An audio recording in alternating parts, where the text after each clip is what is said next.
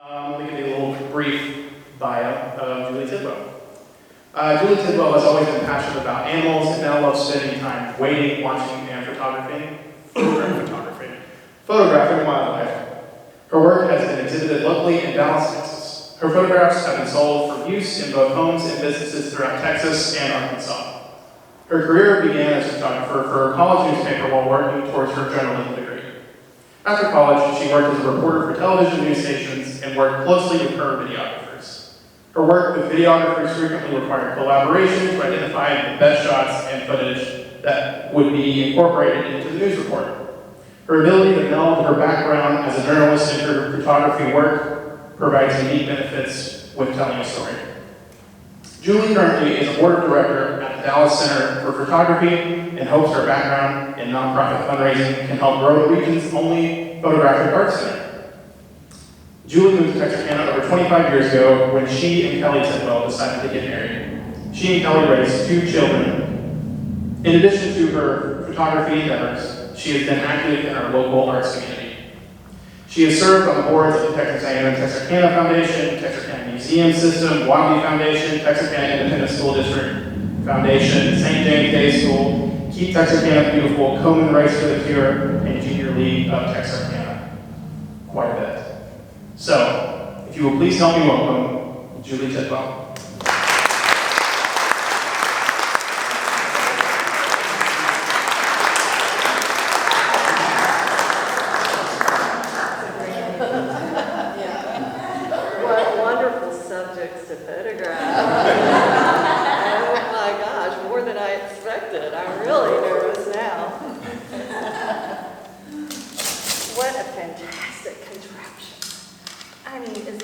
The best thing ever, if I can get out of it. There she is. I have no idea why they call us bird nerds. No idea. Anyway, we'll just leave it right there. Okay. Thank you. Hello, everyone. I'm Julie. I first want to thank Chris and Jennifer for inviting me to be a part of this speaker series. What an honor. Is it saying Julia's MacBook Pro on there? No. Okay. Sorry.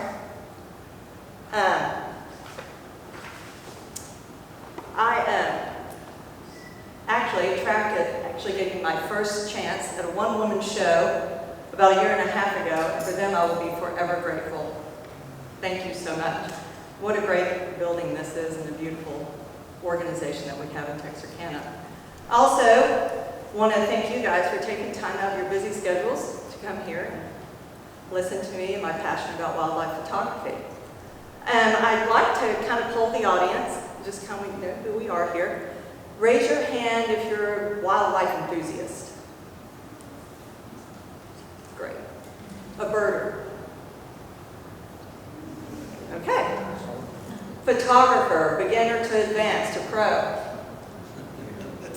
Great. Wow. And then those of you who are my friends who showed up so I wouldn't have to speak to an empty room. Okay, there you are. Thank you, guys. A little snippet about who I am and how I got into wildlife photography. You know, it was interesting. A friend of mine asked me, "The sun is killing me." I think I'll be right over here for a second. Over here, sorry. A friend asked me not long ago, they said, when did you fall in love with birds? And I thought, I had to really think about that. You know, it's been since I was a kid, and that was a long time ago. I always loved wild animals. You know, I had stuffed animals, never played with dolls. I had 30 or more. They all had names. They slept with me. I taught them school. And then my dad took an overseas job, and we lived overseas for about 11 and a half years of my childhood. And one of our stops was Bangkok, Thailand. And I remember going to the market with my mother, and there were these cages of these beautiful, colorful birds. And I thought, oh my God, I have to have one of these. So I'm begging my mother. Well, I was a lucky little girl, and I got to go home with my blue parakeet that I named Henry. And I kept Henry in my room. I cleaned his cage. I fed him. I trained him. And it wasn't long, I had 5 parakeets in my room, all in their own cages, and I trained and took care of all of those parakeets. And fast forward to when I'm a young adult, and recently I found a birder's journal that I kept. So when like the rose-breasted grosbeak was migrating through, I jotted it down. When I had a sighting of the indigo bunting, I jotted it down. And my friends right here in the front will attest to the fact that they now call me when their indigo bunting comes, and I go run over to their yard to get pictures. So that, and then with the photography, it was really just, I mean, I'll date myself. When my family got that first Polaroid Instamatic camera, how cool was that? We were in India, so I was limited to like how often I could use it because it was so hard to get the film. But anyway, I also then worked for my college newspaper and took photojournalism, and I was hooked ever since that time. So it was just a natural marriage, I think, of the 2 passions. So anyway, instead of boring you, I'm going to come back over here because I've got to get to my screen and my notes. With the technology and the equipment of photography, we can do a Q&A and I'll answer whatever I might know about that. I think what I'd like to do is just give you guys some simple tips to make going out in the field a more enjoyable experience. And for those photographers, you already know this, you can maybe teach me a few things. We can collaborate.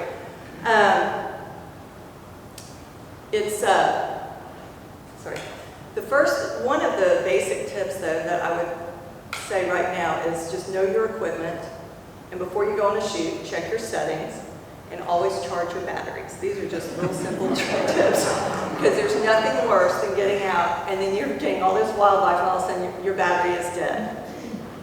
Damn. Trust me, it's happened. I forgot to put spare batteries in.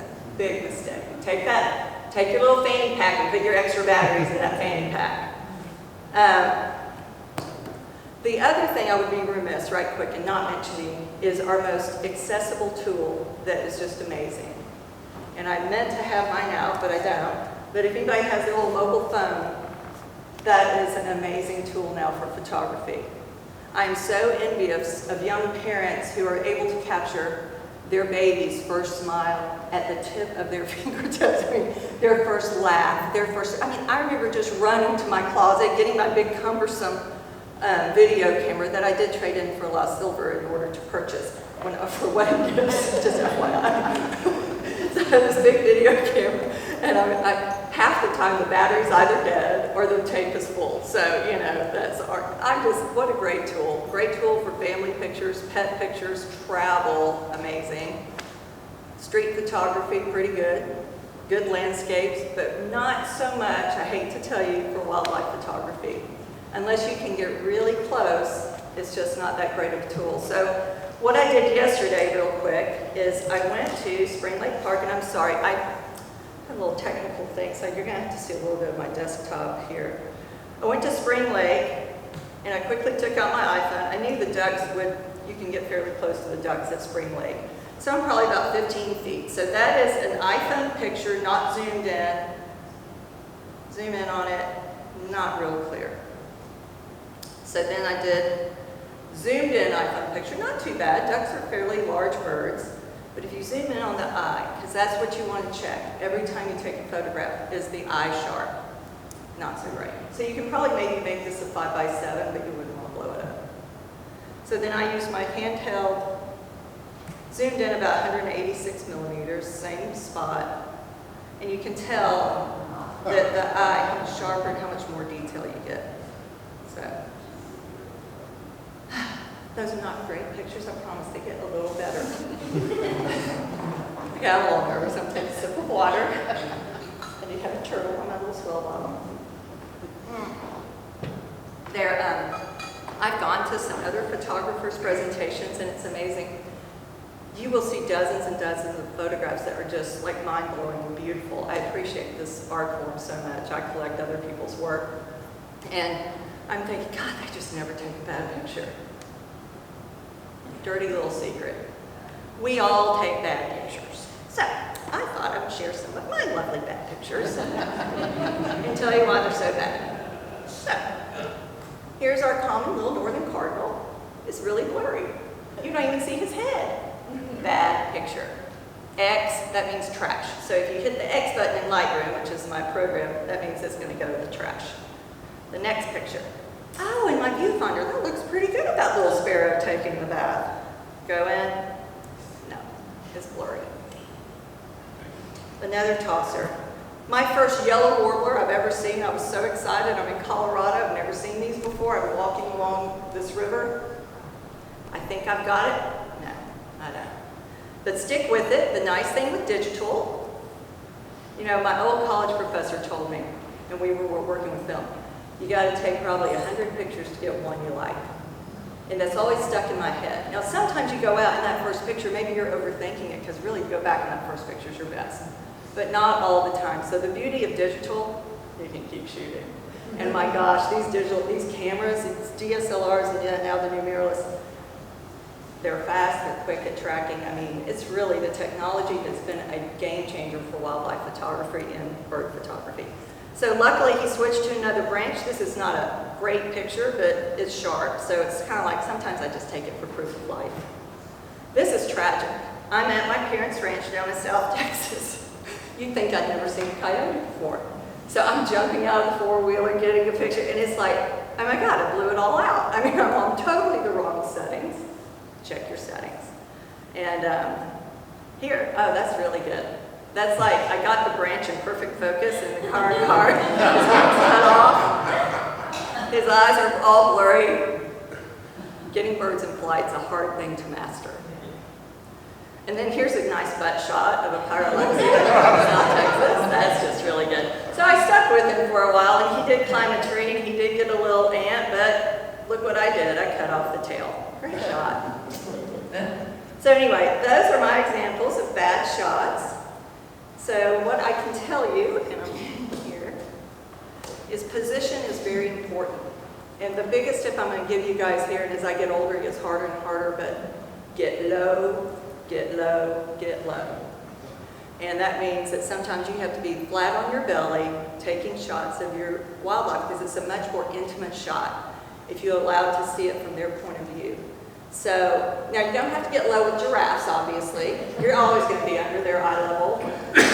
But I'm just talking about, even with your kids and your pets, this works. Get down, get low, get at least eye level, if not below. It just makes for a better shot. So positioning is important, and I'll show you why this one doesn't work. Yellow-rumped warbler was just foraging on the side of the road. I'm shooting this from my car, because sometimes you can't get out or you're going to scare the wildlife away. So I shoot down on this warbler. Yes, I shoot down. Not a horrible picture. Well, here we go. Sorry about that. He got a little ant. It's kind of cute, but not great, because you're shooting down. There he moved up on a little stump. This time I think he got a little ladybug. I love ladybugs. And then there's another yellow-rumped, God, that's a mouthful, warbler. And this time this breed is in Bryan, Texas. I'm at my mother's, and I see him feeding on these berries up in the tree. And I'm thinking, well, gosh, they're way up there, so that could be a bad shot too. So I think, oh, she has 2 floors. So I run upstairs, open a window, they come back, and you get a better view of this bird foraging when you're at eye. That's just a good example of being at eye level. This is another where you just can't help it. Sometimes you just have to make do with what you've got. I'm at a state park in Edinburgh, Texas, and I see the snowy egret fishing, and they're just such stealth fishermen, and they can get the, oh, I mean, I knew he was about to catch something. And I thought, what a great little series, but I'm shooting down on it, and it just ruins it. So, I wish I'd gotten down to that bank, but they cordoned us off, and they wouldn't let, you know, they have rules at some of these parks that you have to follow. So, a lot of times photographers will go to great measures to get the right shot and to get pretty shots. And I heard about these floating blinds. So I rented a floating blind from a photographer, and I met him in the middle of nowhere, literally, and we're at this little lake, and I just want to show you that there are people fishing along this little bitty lake. And he has this pop-up tent, and he hands me a wetsuit, and he says, I mean, I really did not know the whole thing of what I was getting into. I've never gotten into a wetsuit in my life. So he's handing me this wetsuit, and those of you who are my friends, you know how modest I can be. I'm looking at this pop-up tent, and I'm looking at this wetsuit, I'm like, there's no way I'm getting into this wetsuit. So I go ahead, I get it, and I come back out. I mean, I'm just like so thankful that tent didn't blow over. And I come out, and I have it zipped up the front, and this guy starts laughing, and I said, what? And he goes, oh, I'm backwards. I said, well, can we deal with it being backwards? Because I'm not going through this again. So I ended up, and there's the wetsuit. I didn't, thank goodness, didn't let him take a picture of me in the wetsuit. And then there I am. But it was so cool getting in that hydro blind. And I'm telling you, you want to get up close, personal, be hidden from the animals. I mean, you could just, we were walking. So what you do is you walk around. There's a lot of reed grass, and I was very sore the next day. And then if once you get too deep, you just have to start swimming. But it's much easier to stay steady on your photograph if you stay in more shallow waters. And so, you know, there's a little pretty little stork. And then here we've got a gray heron and, you know, just pretty little reflection. And then I turned around and I have a friend who has this on her wall, got that. And I didn't even realize that. I just kept shooting, and that's the beauty of hyper shooting, is you capture things you're not even sure what you have until you get it back home and get it on your computer. This is an example of where I'm down at my parents' place in South Texas, it's south of San Antonio. We get green jays. So I got flat on my belly, waited and waited. And then here's a scaled quail. I'm not quite down low enough, but I couldn't. They're very shy. And then here's the little road runner. So it's just showing you how much better it is when you're at eye level than if you shoot down on a subject. So here we are with that. Lighting. I think all of us have heard about the golden hour of photography. Sorry. I should put my glasses on. I can read faster. I was out fly fishing with my husband. He's not pictured there. That's actually his friend, friends of ours. But we're fly fishing, and I mean, I just looked up at the sky, and I was so thankful. I almost left my camera, but I had it around me. And I got to walk in the middle of there. We had waders on and get that beautiful sky. That's the golden hour. This is a beautiful little vermilion flycatcher. Nice little shot, but not a great shot. The lighting's terrible. That's, you know, between 11 and 4 if the sun is out. Now, if we can have today was mostly over cloud. You know, if your clouds are masking the sun, you can go out and shoot all day if you so choose, and the wildlife's cooperating. But this, you can see it, he's got a shadow cast on his chest. But you go to this same species, much better shot, much better lighting. Let's see. I get back from Africa, and I have this hippo, and I think, I blew it. I blew that shot. That hippo was looking right at me, and I loved this shot. Then I learned a little bit about post-processing. And then you can just blow out the background. If you've already blown out the background, go with it. Blow it out, and then you've got a little ripple of brown water in front. This may not appeal to a lot of people. It's all very subjective, but I love this shot. And when I got the giraffe kind of the same way with the oxpeckers on the neck, I thought that's kind of cool. And then I did a little triptych, and the branch kind of mimics the giraffe's neck. And so anyway, just play around and don't erase your pictures on your camera. Wait till you get back to your computer and download them. I cannot tell you how many times I've thought I've had a bad shot, and I've ended up working with it a little bit, and it's like, not that bad. Okay, this will work. So that's fun. Golden light, nice early morning. It's kind of fun to get silhouettes, and you can just see the glow of the water coming off the claws of the bear. This, I think, is just a pretty serene picture with the snow late in the evening of a nice blue stellar jay, and it's a little ice around. Just kind of a calming shot with a little orange crowned warbler. Nothing spectacular. I was actually hiking in Colorado, and I had my 1-400, and I see these pine grosbeaks foraging on this. I think they're called, Gail, do you know these hawthorn? Is it ash or, anyway, mountain ash? Is that what this plant is? Anyway, beautiful red berries, and luckily I didn't spook them and could get some decent shots. And then this is in the Louisiana Bayou with a beautiful egret in flight. So lighting does matter, and I think as I take more pictures, but sometimes there's just situations you're watching interaction with animals, And a lot of times just the pictures are going to evoke the memory.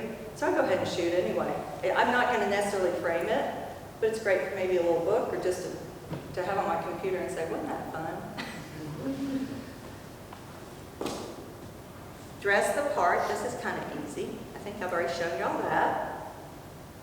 If you can't get, this is an example of a bird blind out that I went to in a workshop one time. It's very cool. You actually get really down low. It's built about 36 inches underground. So you're able to throw your tripod legs out and leave your zoom lens out. So it gives you great perspective on the birds. And plus you're hidden so they come in. And also just make sure you wear a lot of camo. It's hard for photographers to get pictures of themselves, so this is a friend of mine. And that's not me, but he's dressed, in good neutral colors. And if you don't think about it, but when I was in Colorado, if you're in snow, you need to kind of wear white or cream or tan, just something not real loud. Don't be afraid to shoot real wide, or really up close. Photography is so subjective, and it's really up to what appeals to you or what you think the moment calls for. I just thought the giraffe turning around, I just think this is a real sweet picture of the eyes with the lashes. I just think he's gorgeous. And then I think that's kind of fun with the necks crossing. So play around. Always, if you're really serious about it, and I'm sure you guys do this as photographers, always take 2 camera bodies, because for one, you might run out batteries on one, or something messes up on your setting. But it's just great because then you can have different lenses, and you can keep a telephoto lens on one and then just more of a wide angle lens on the other, or one that'll take further back so you can get naturescapes. Profile, that was in my little yard. And then this is pulling back. If it's got interesting, I just love when birds land on interesting perches, and I also think it's so pretty when the leaves are turning or something. I just think it adds to the shot, so I kind of like to pull back sometimes. I think somebody has this picture from her neck of the woods. This is a snowy egret in early morning hours. It was just fun to see that bright white spot on the bayou. This is where you do shoot down. This is a lot of penguins, and I wanted to capture some of the mood of the fog. And I love the sea kelp, so I did get up high and shot down. So there are always exceptions to the rule. I mean, certainly if you want to capture a lot or more volume, you're going to get up higher. And I love also, I don't know if you'll notice, but everyone over here are all in black and white, just like the penguins. So I thought it was kind of a fun nature scape. And here's another one that just screams Alaska with the mountain behind you and the fishing boat or shrimping boat or whatever it is. Probably fishing. And here's a silhouette of a family of elephants. And there's just another pretty early morning shot. And another shoot down to get the herd, dust kicking up, and the beautiful trees. And then just sometimes it's about the color that you see. And then here's another one. I didn't know I put this one in this one, but it's another, let's just call this another profile. I actually thought I was doing this in behavior because I think he's looking right at the bee about to eat him. But this is like a fun surprise is when you get back. I wouldn't have thought much about this shot, but then when I got home and saw that there was this little bee in it, I thought, that's a fun shot, because it looks like the woodpeckers looking back going, you're such a cute little snack, thank you. Behavior and interaction, to me, that's what I look for. I mean, this little ash-throated flycatcher, they're just so curious, and I love capturing a little bit of a bird's personality. I think it's a lot of fun. If you ever get more than one animal, capture them preening, capture them fighting, capture them playing, mating. It just makes for a fun and interesting shot. In this case, we've got an eastern kingbird really ticked off at a great horned owl saying, buddy, you're too close to my nest. I think he's kind of a dummy for letting the owl know he's got a nest nearby, but that's okay. Same thing with this osprey, the red-winged blackbird's up there, and the osprey's looking like, really? And then here's a bear preening, and it's kind of funny. And then here you got little impalas who get ignored when you go to Africa, but they were so cute playing. And then this is the example of the light's bad, we're out in the middle of the day, but I couldn't ignore these 2 juvenile elephants on the riverbank playing and tussling and loving each other. It was just fun, so I love that little series. Here's a kind of fun little Harris Hawks. Ben Norton has this picture above his bed in Houston, Texas. This is one of my favorite, of the mama leopard with the baby cub, and I put this up at the exhibit that Kay helped me put together. I didn't even know you were here till just a little while ago. And there's a story behind this, and that's why I love it so much. This is another situation where you can't control the wildlife, and you don't always get the best situation with the lighting. I mean, it's backlit. I would have loved it if the leopards, but when I got back and I looked at the tree, and what's so interesting with leopards is that their enemy is the lion, and the lions will kill leopards because they compete for food. And the leopards will try to find places to hide in more camouflage settings. So this tree, you can see the spots on the tree. And what you don't know is the mom's preening the baby because the baby had a little blood on it, because about 15 feet above is a dead impala that the mother drug all the way up. Wow. And the baby had been eating off the impala. And it was positioned very precariously, and our guide was very worried that the branches may break and that the impala would be the hyena's food that were waiting below. And sure enough, it did happen that way overnight. So I hated that, because what work she did, you know, killing, just, that's a hard job being a predator. I always love them, but sometimes you do have to kind of root for them. This is a fun little shot when we were in Alaska. The mama, this is a cub bear, and the mama was over there fishing, but fishing was slow when we went. And so I just turned my camera to see what the baby was doing. I thought, oh, you're just looking at that seagull. And sure enough, started playing with the seagull. And I like the play off the water with the sun. I think it makes a more playful shot as the cub is going after the seagull. So I kind of have fun with that. Little baby hyenas playing. This is in my friend's yard. Like I said, just capture interaction between the animals. This is the doves are mating, and go wide. You never know what you might see. Junior looking over at mom and dad going, Mom, Dad, really? But it can be fun, and it can be... Photography is a game of patience. Wildlife photography is not normal photography, but wildlife photography is definitely a game of patience. You have to be, sit very quietly, sit very still, and sometimes you'll sit for hours and you won't see a thing. You will. But then there's other times you'll sit and you'll just be covered up with stuff and you'll just want to stay for hours and you don't even think about anything but the fact you're getting that shot. So our bear guide took this picture of me. I'm in tall muck boots. And I bent down. We were shooting coastal bears in Alaska. And so I got down on my knees, and water's coming in, but I didn't even notice. It's called getting lost in the moment. And I love that, and that's how much I'm passionate about this. But you get me on a treadmill, I'm watching that 5 minutes feels like it's been 20 minutes. That 20 minutes feels like it's been an hour, and I'm like, I'm done.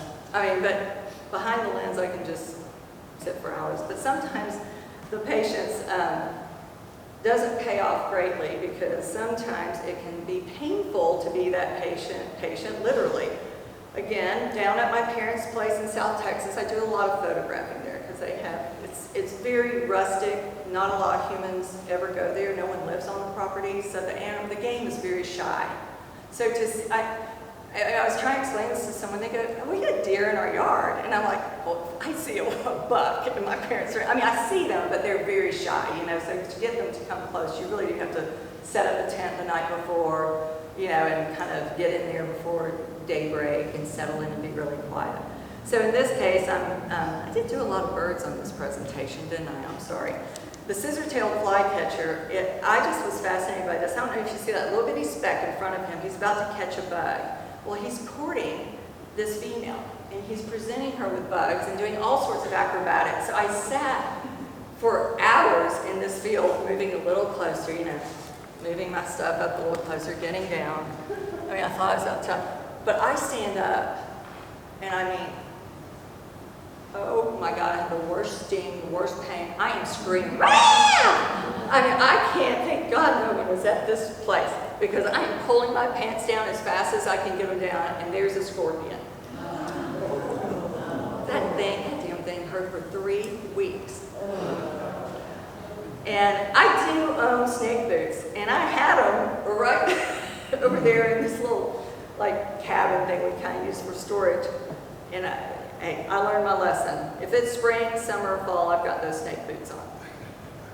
But, well, that was, you know, everybody says, well, is it dangerous shooting wildlife? And I'm like, well, the scorpion sting was painful. It's not life-threatening. But you do need to know your subject because, like moose, I mean, they're very aggressive. So I kind of did a side trip after we did our brown bears. But I was by myself, so I just said, well, it would take me forever to find out where the moose hang out, you know, in Alaska. So I hired a moose guide, and I'm so glad I did. Google it, you'll find it. So anyway, and it was a fascinating experience. It's probably the hardest thing I've ever done photography-wise in my life because he picks me up, I mean, it's still dark, and we drive out to this park, and he gets his binoculars out, and he's just looking. I mean, daybreak is barely breaking. I'm like, how's he going to see anything? He's looking, because I think I've spotted something. It's way over there. He goes, you good? I'm good. I got my muck boots on and little camera equipment. I'm not taking that gear. I'm taking a smaller camera. And so 2 camera bodies, one for more wide shots and one more for close-ups.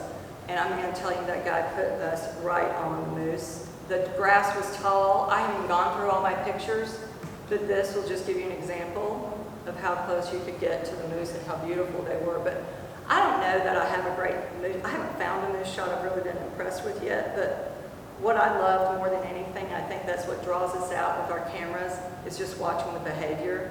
These moose were in rut, and this first moose you see, his name was 24 because one year when they named him, he had 24 points.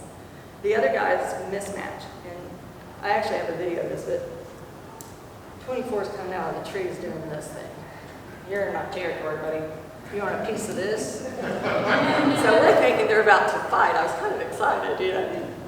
But then this match, kind of old and wise, he's like, starts doing this bellowing of some sort. I'm not going to try to imitate it. I'll spare you guys. And he's like, okay, you can have it. This is your area. But it was just fascinating. We followed them around. I mean, they're making their pits. These guys, you know, I never knew this. They're digging in the pit, making a pit, pee. And then they get that big long beard of theirs, and they pee. They come up, and it is the most putrid smell. I mean, but they are attracting the females. And the only thing that chased me that day, I did have to get behind a tree a few times, but we did get chased by a female because they thought we were a threat to those men that were smelling so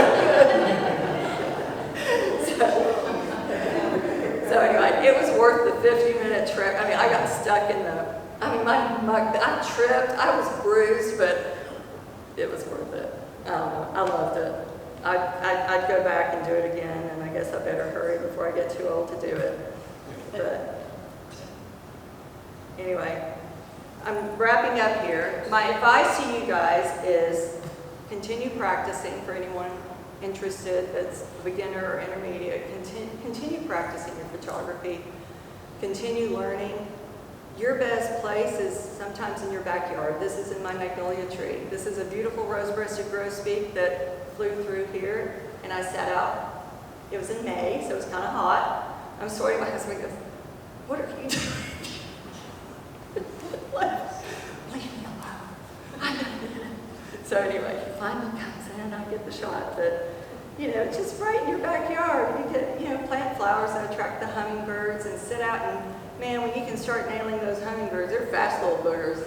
That's good. But if you don't know how to do it yet, work on them on the feeders. Start taking pictures of the birds on the feeders. If you go to Spring Lake Park where the ducks don't roam and practice going around and taking shots, and go to the zoo or a wildlife refuge. But your backyard is a great place to start. And when you don't see great wildlife, again, at my parents' ranch, I had kind of a bus day. I just start walking around, and there's a prickly pear, and I just see this bead full of pollen, and I thought, that's kind of fun. And my little bonus was this cute little red bug right in the little.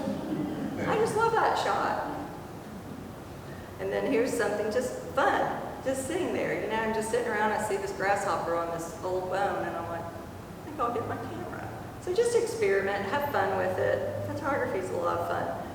And do keep learning. I will say this, if I had not found Peter Polides at the Dow Center for Photography, I guarantee you all of my photos would still be on my hard drive at home. I would not have had the courage to show my stuff or print my stuff. I got back from a trip and I heard about Lightroom, and I was like, I've never heard of Lightroom. I mean, I was raising kids, so I didn't get serious about this really until after my kids had flown the coop, so to speak. So it was about 5 years ago, and I Googled tutors, photography consultation, Lightroom, and then luckily DCP pops up. I call, and he told me to bring 100 bad shots, that was easy, and to bring about 200 of my good shots, and he went all through them with me, and I don't know, and I then started taking classes. I did some of their workshops. You meet really interesting people. So, find classes, find workshops, and continue the journey to learn. And I will say, wildlife photography can be a very solitary, oops, I did something there, didn't I? There we go, it worked. Wildlife photography can be a very solitary hobby. And I go out alone a lot because you need to be quiet. You don't want a lot of stirring going on or anything. But when I'm down with my parents at the ranch, my mom loves to go in the afternoons with her daughter to the blinds. So she'll say, let's go. And she'll get her stuff together. She gets all decked out. And then she gets her little binoculars, and she gets her bottle of wine. And we go, and we sit in the blind. And she's pretty good for the first half hour. She was good. It's on her phone. Probably is playing a little bridge online or something, like Bridge Face or whatever. And then all of a sudden the animals are finally starting to stir again. We've been quiet. So she'll go, oh, did you hear that? By osmosis, I'm trying to say, oh my gosh, I think it might be turkey.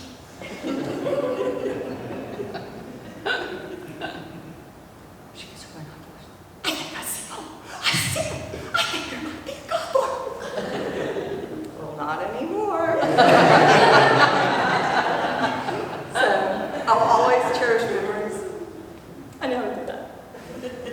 Being in the blind with my mom, but maybe not related to my photography. So anyway, I'm through.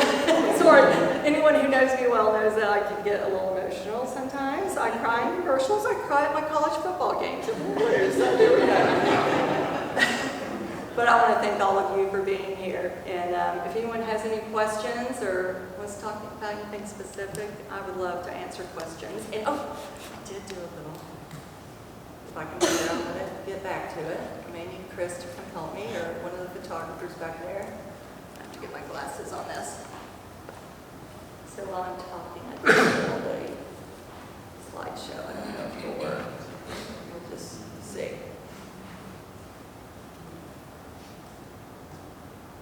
Okay, maybe it is. It's slow. I should have rendered this earlier. I'm sorry. Any questions? I don't, Julie. Yes. I have a question about you. I'm Kate Thomas. I work for TRAHC.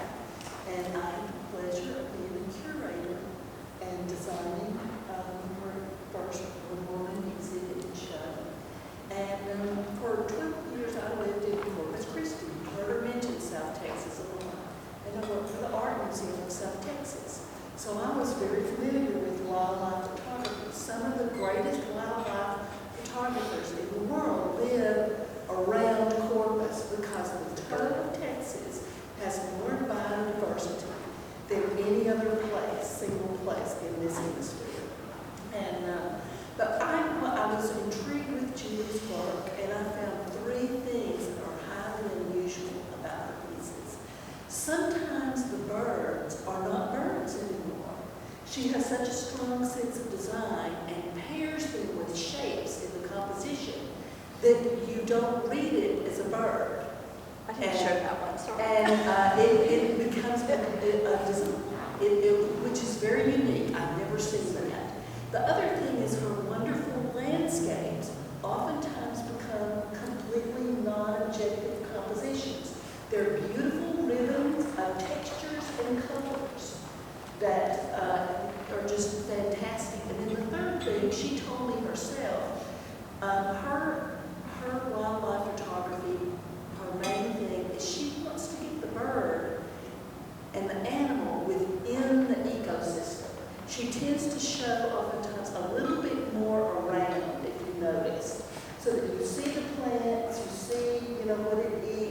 those kind of things. But I think she's a photographer to watch. Oh.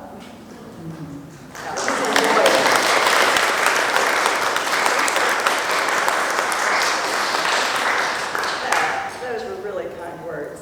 It was true. Thank you very much. It's really hard to put yourself out there, I think, as an artist, but I will say this. I appreciate so much people who preserve a little real estate for my pieces. It is so neat to go into someone's home and like one of my friends, she'll have a piece and I'll go sneak just to see if it's still on the wall. I'm so proud. I can't get used to it. My brother is an artist and he's very good. He's an abstract artist and I'm hoping he gets back to painting. He says he wants to. And I've had his stuff hanging on my walls for 20 years. And he just acts like it's nothing. I'm going, don't you get excited when you see all your stuff on like almost every single wall I have in my house? And he's like, he goes, I don't like that piece anymore. But I know he's doing, you're also your own worst critic. I have my own little gallery I put up in my sunroom of just like bird portraits.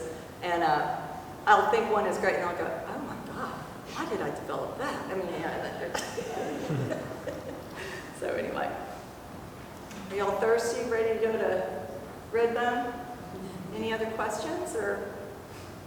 Yes? What is your favorite software to editing? Lightroom.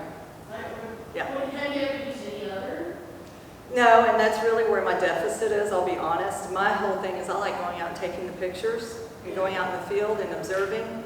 And the thing I hate the most is downloading my pictures and going through them.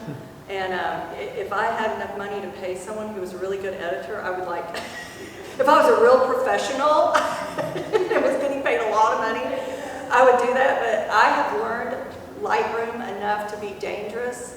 If they change anything at this point, it would throw me. I mean, I'm just good to, there may be someone else uses another program. Any of you photographers use different programs that you can answer Darlene's question with, or? Seems to be The Adobe Lightroom. It's pretty amazing, I think, and they are continuing to upgrade their equipment, and they have this cool little, you know, I didn't really talk about composition, and you know what, I kind of messed up my settings in here, so I'm not going to try to do that. Chris was trying to help me right before the presentation. I was sweating a little bit. But the grid of thirds, but I forgot to talk about composition, but anyway, they do a really good job. They now have this thing where you can mask the subject, and it is, I mean, I found that tool because like when you do shoot animals against the light, they turn out dark. So to go and mask them, to be able to bump up the exposure just on them because you don't want to blow out the sky anymore or something, it's just it's a great software. This technology is just crazy. I mean, you know, it's kind of beyond my. How do you go about marketing your work? Do you have a website? Do you just sell off a website? I don't, and this show was my best marketing tool. And then after this show, we do little member shows in Dallas, and you can become a member. All you photographers need to look at Dallas Center for Photography. It's strictly for the photographic arts. And become a member, and we do member shows. I'm on the board, so I can't show in the member shows. And then we do little competitions, and it's a great way to get your stuff out there. And then people you might sell something, which is fantastic. I'm supposed to get a website. I've just kind of been dragging my feet on that. Somebody talked me into doing Instagram, and I was like, and so I did it for a while, and it's work. I mean, just finding those photos and downloading and then posting them and putting like little comments about it. And then I got mad because people would like me and become friends with me or something. I don't know. I can't even remember how it works really, but it's like then they ditch you.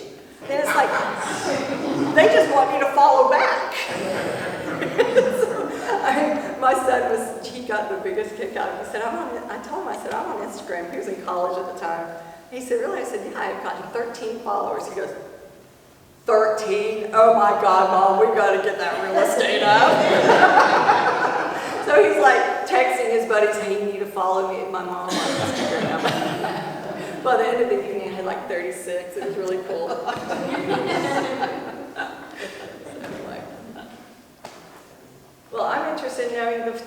those of you who are photographers, where do y'all go? I mean, because there's so many beautiful places around Texarkana, but do y'all have little favorite secret haunts that I need to know about? I'm a truck driver, so I kind of travel all over the U.S. And so once I've delivered my load, I haul RVs.